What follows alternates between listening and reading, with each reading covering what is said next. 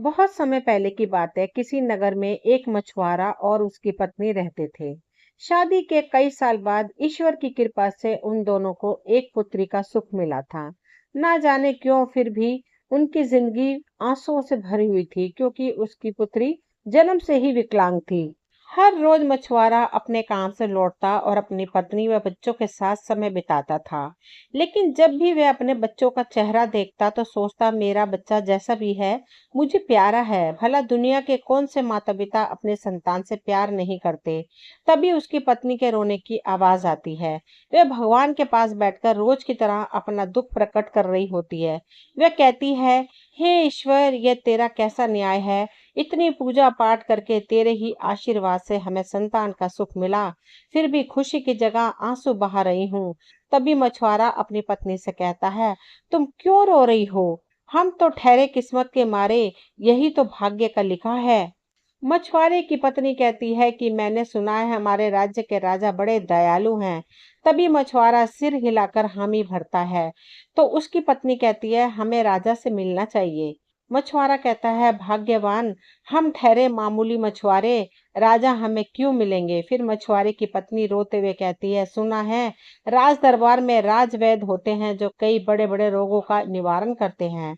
राजा से मदद की पुकार करेंगे तो कोई ना कोई समाधान जरूर मिलेगा। पत्नी की बातों से सहमत होकर मछुआरा अपनी पत्नी और बेटी को लेकर राज दरबार चल देता है। वहां जाकर मछुआरा कहता है, हे राजन, मैं एक साधारण सा मछुआरा हूँ। और अपनी पत्नी की ओर इशारा करते हुए बोला, यह मेरी पत्नी है और यह मेरी बेटी। हम एक छोटे से गांव में रहते हैं जो आपके ही राज्य के अधीन है। राजा ने कहा, हे मछुआरे, ऐसी कौन सी दुविधा में पड़े हो जिसके लिए तुम्हें यह कष्टदायक सफर करके आना पड़ा। तभी मछुआरा बोला, हे राजन, शादी के कई साल तक हम संतानहीन थे। मैंने और मेरी पत्नी ने बड़े तप किए, तब भगवान की कृपा से हमें संतान सुख मिला। लेकिन महाराज, मेरी बेटी जन्म से विकलांग है। यह दुनिया के किसी भी माता पिता के लिए सहज नहीं है। हमने इसके इलाज की हर संभव कोशिश कर ली, पर कोई लाभ नहीं मिला। मछुआरे की बातें सुनकर राजा ने कहा, मछुआरे, तुम संकोच छोड़कर बोलो। अगर तुम्हें किसी सहायता की आवश्यकता हो तो मुझे बताओ। तभी मछुआरे की पत्नी ने कहा, महाराज, हमारे नगर की एक महिला से पता चला कि राज दरबार के राजवैद्य अनेकों रोगों के निवारण का ज्ञान रखते हैं। अगर मेरी बेटी की भी वह जांच करे तो हो सकता है हमारी बेटी सक्षम हो जाए। मछुआरे और उसकी पत्नी की बातों को ध्यान में रखते हुए राजा के आदेश पर राजवैद्य राज दरबार पहुंचे। उस मासूम सी बच्ची की जांच शुरू की गई। मछुआरे और उसकी पत्नी की आंखों में उम्मीद की झलक दिख रही थी। घंटों की जांच के बाद जहां सभी के मन में उम्मीद का दीपक जल रहा था, वहां अचानक बुझ गया। जब विभिन्न औषधियों के ज्ञान रखने वाले राजवैद्य ने कहा, माफ करना महाराज, शायद यह संभव नहीं है कि यह बच्ची सक्षम हो सकती है। माना कि मैं अनेक रोगों का निवारण करता हूँ और अनेक औषधियों का ज्ञान रखता हूँ, पर मुझे माफ करें महाराज, यह शायद इस बच्ची का भाग्य है जिसे मैं बदल नहीं सकता।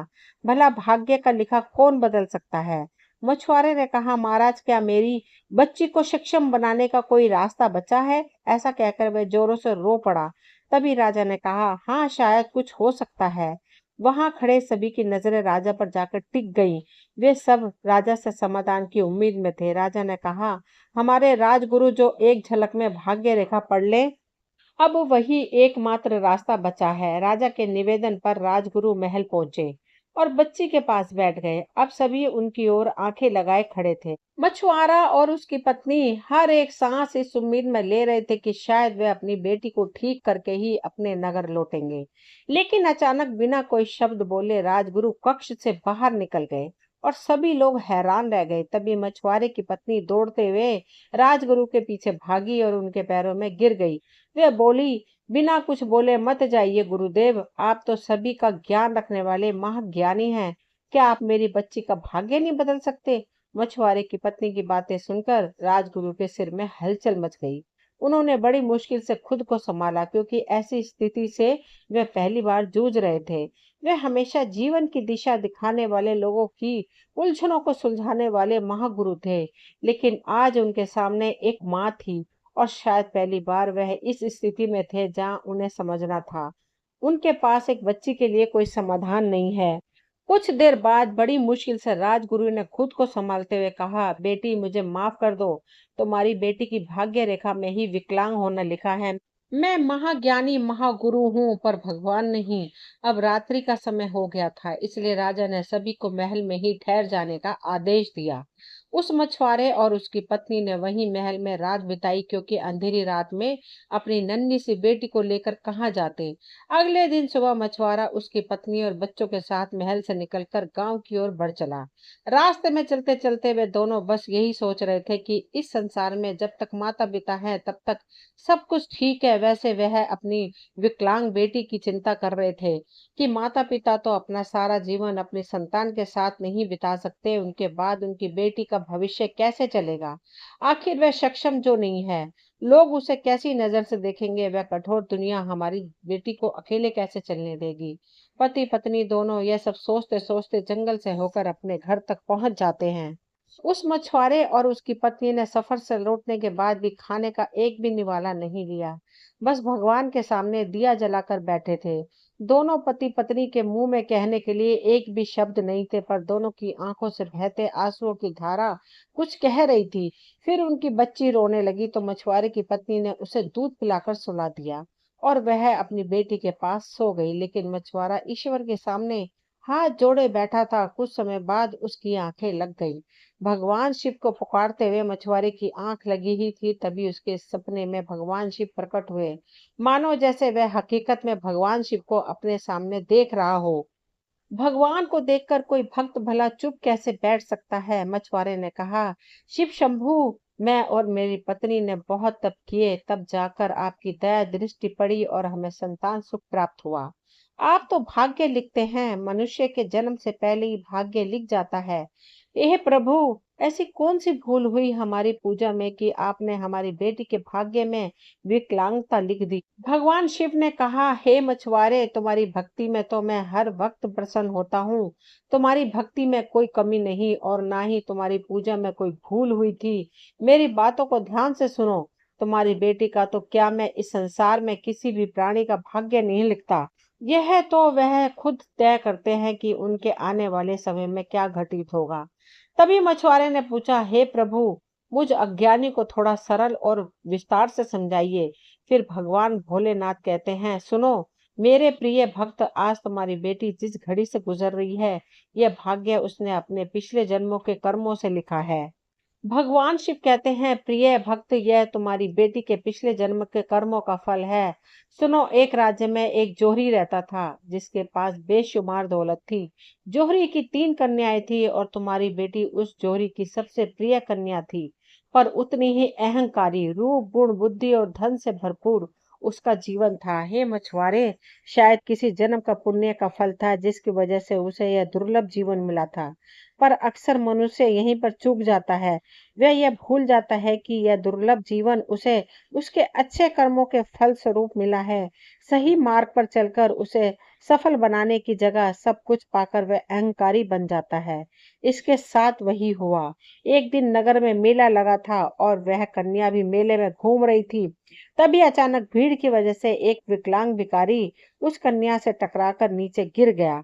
उस बेचारे को चोट लग गई। उसकी मदद करने की जगह उसने उससे अपमान भरी बातें की और कहा, खुद को संभाल नहीं पाते हो तो घर बैठ जाओ ना, मुझे तो तुम्हें देखकर ही घृणा आ रही है। सारे लोग उस कन्या की तरफ थे।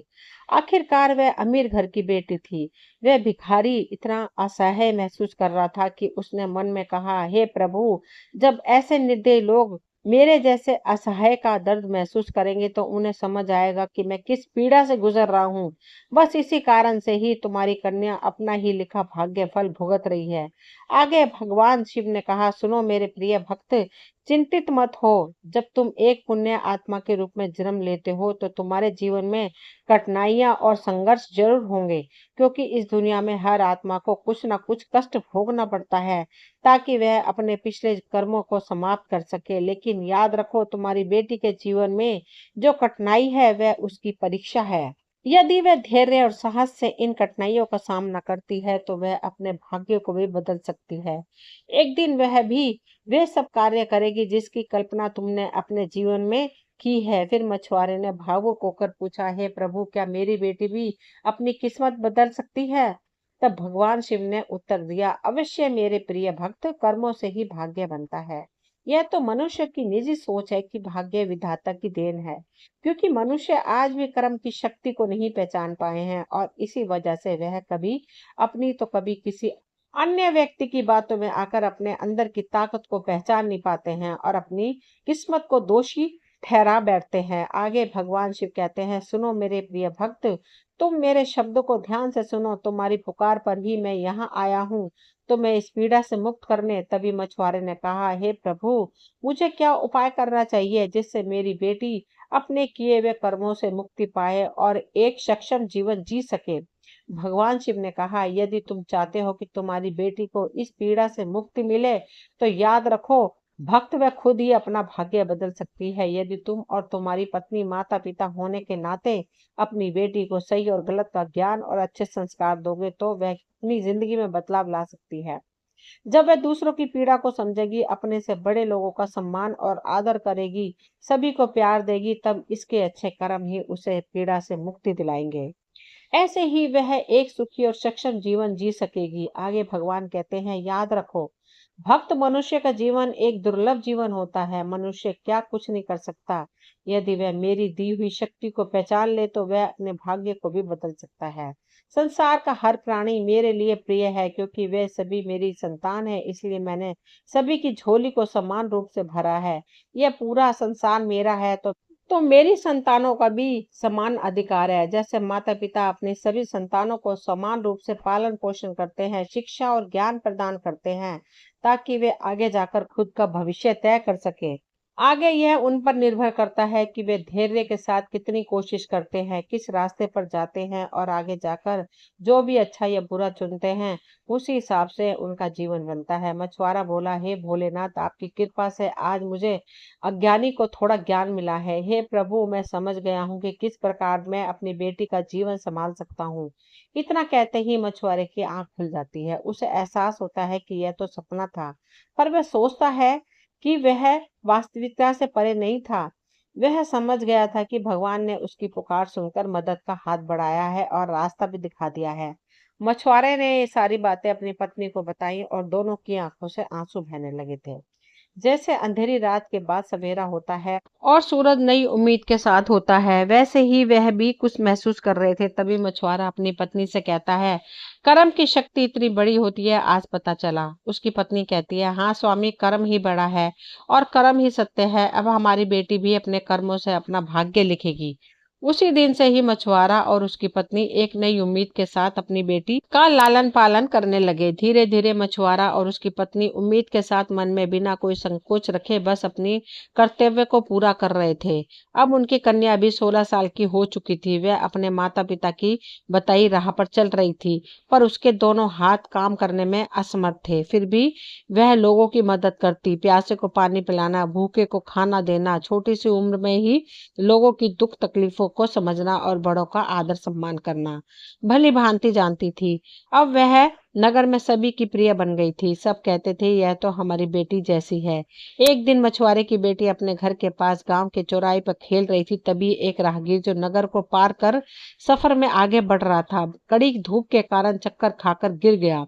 किसी तरह गांव वालों की मदद से मछुआरे की बेटी उसे अपने घर ले आई और बहुत देखभाल की। जब उस राहगीर को होश आया तो उसने अपना आभार प्रकट करते हुए कहा, बेटी, तुम्हारा हृदय बहुत बड़ा है, भगवान तुम्हारा भला करे। तभी राहगीर की नजर उस कन्या के हाथ पे गई।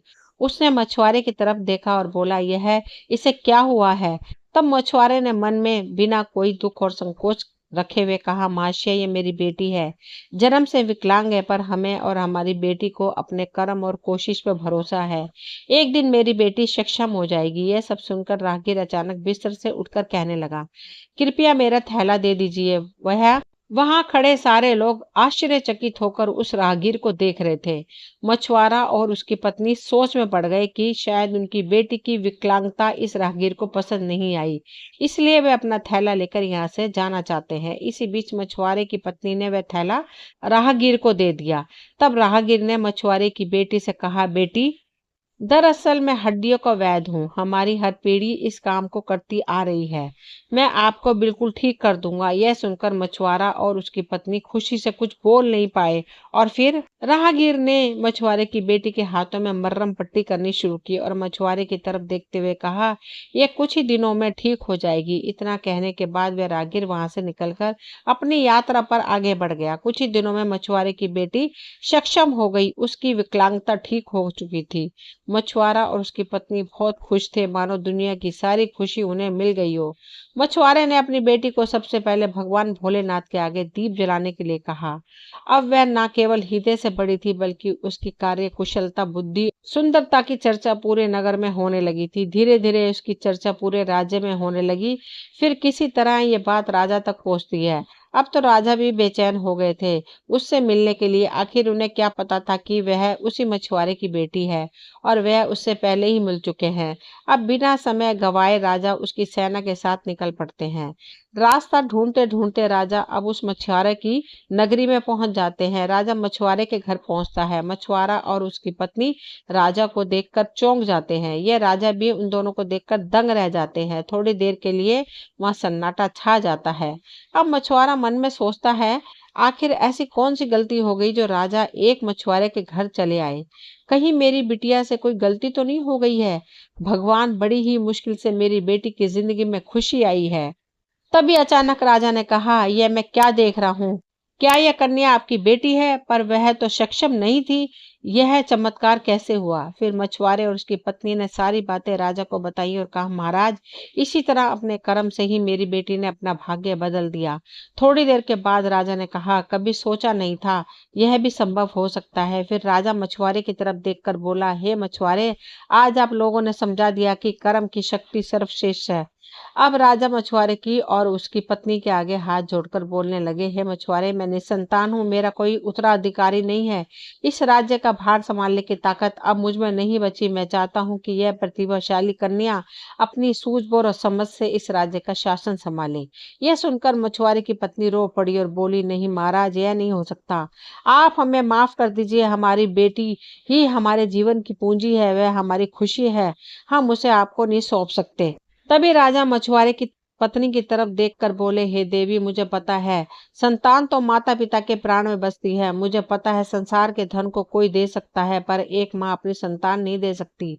यह मुझ जैसे निसंतान अभागे को नहीं पता होगा क्या? राजा फिर बोले, आप दोनों मुझे गलत समझ रहे हैं। आप लोग चिंतित ना हो, कृपया मेरी बात ध्यान से सुनो। मैं चाहता हूँ कि आपकी कन्या राज सिंहासन पर बैठकर शासन संभाले और आप लोग भी अपनी बेटी के साथ सम्मान पूर्वक अपना जीवन व्यतीत करें। ये मेरा निवेदन है। ये सिर्फ मेरे लिए नहीं, बल्कि पूरे राज्य के भविष्य की बात है। इस तरह से मछुआरा और उसकी पत्नी राजा की बातों से सहमत हो जाते हैं और अपनी बेटी को साथ लेकर महल में रहने लगे। मछुआरे की कन्या राजा के कहे अनुसार राजगद्दी पर बैठकर राज्य का शासन संभालने लगी। भाग्य में जो भी मिलता है वह हमारे कर्मों से मिलता है, अच्छा या बुरा, लेकिन उसे बदलने की चाबी हमारे ही हाथों में होती है, हमारे कर्मों में ही होती है। दोस्तों, ये कहानी यहीं तक थी।